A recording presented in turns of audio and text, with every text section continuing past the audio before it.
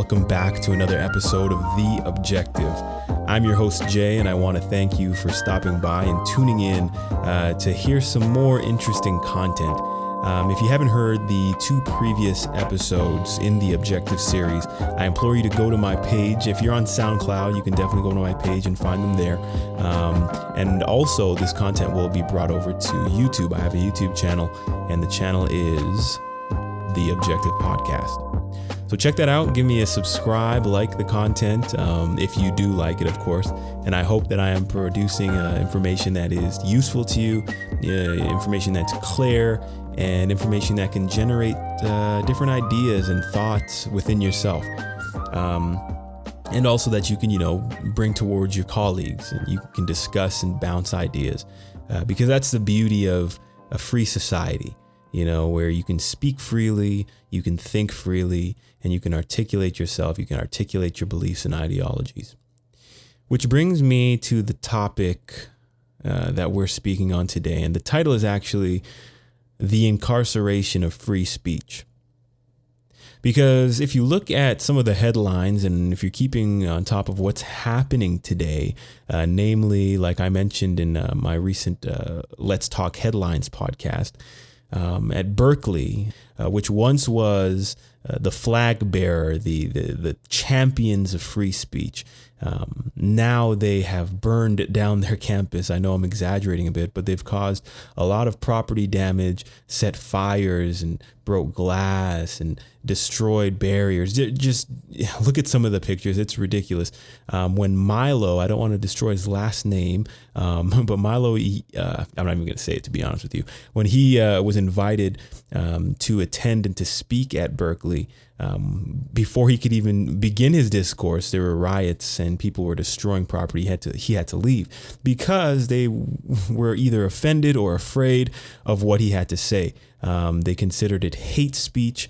Therefore, they shut down the whole campus, basically protesting. And it was a mess. More recently, Gavin McInnes, I don't know if you follow him. I've followed him for some time, and I understand he is a controversial man, a provocateur. He has no he has no regard for political correctness. And that's actually something that kind of draws me to him, because he's honest. To himself, at least. So that's always something that I can respect.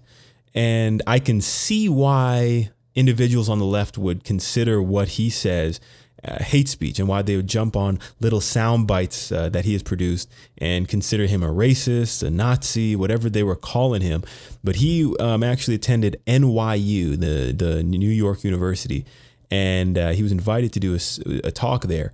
And as he was going through his discourse, he was interrupted by a large crowd of protesters within the hall, and they pretty much were causing so much ruckus that he couldn't continue with his presentation.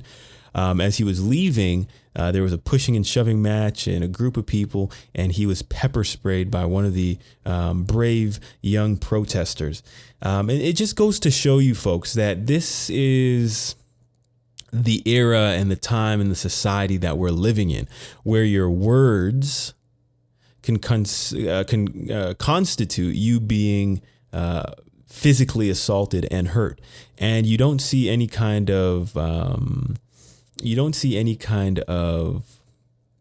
response from the left asking for responsibility, denouncing these kinds of attacks, because basically it's a benefit to their cause.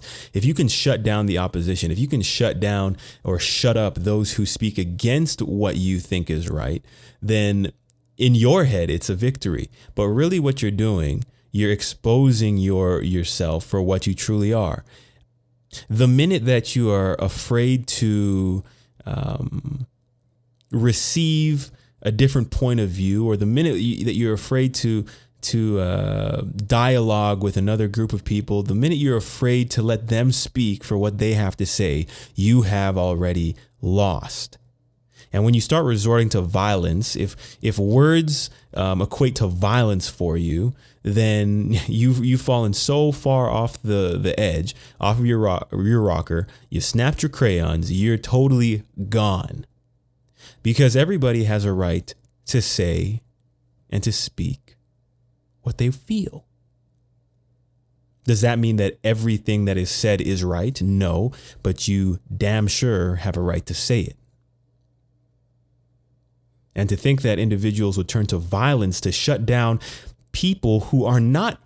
Now, folks, everyone has their opinion, but to call people Nazis, people like Gavin McInnes and Steve Crowder, individuals like that, Ben Shapiro, come on, like, it's such a gross mischaracterization, and it really brings a lot of discredit to your cause. And the problem is with society is that society is so polarized. Society is so sensitive and hypersensitive, so politically correct, that you can offend somebody by simply stating what your values are. And as long as it's okay to physically harm someone based on your values or based on what you have to say, we are regressing as a society and as a people. This is not progression. And these social justice warriors who think they're fighting a good fight for their fellow man are really setting a precedent that can be extremely destructive if we don't get a handle on it right now. George Washington, he said, if freedom of speech is taken away, then dumb and silent we may be led, like sheep to the slaughter.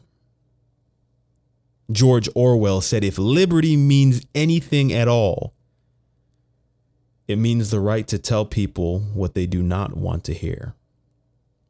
If we're in a society that's so sheltered, we're harming ourselves. We're not able to learn in a society where we only hear what we want to hear. We learn what we want to learn. That's a society that is derelict of any growth or progression.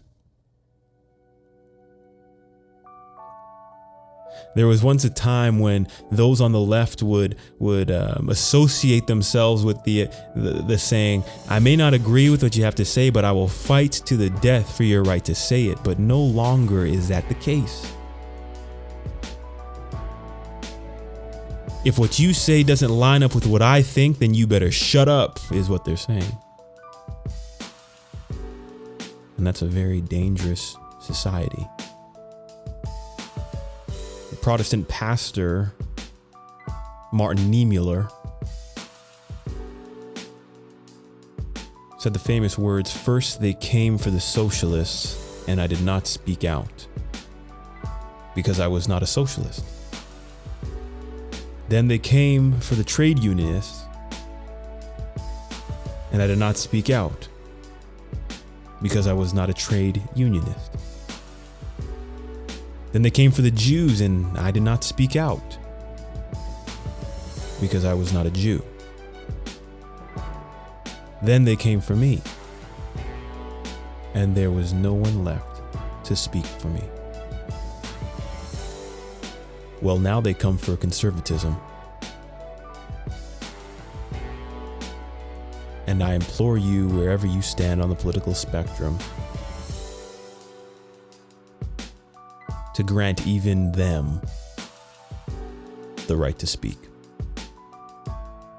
We are living in a time of the incarceration of free speech. And it's my prayer that we begin to progress and free speech. Thank you so much for tuning in today. Have a good night.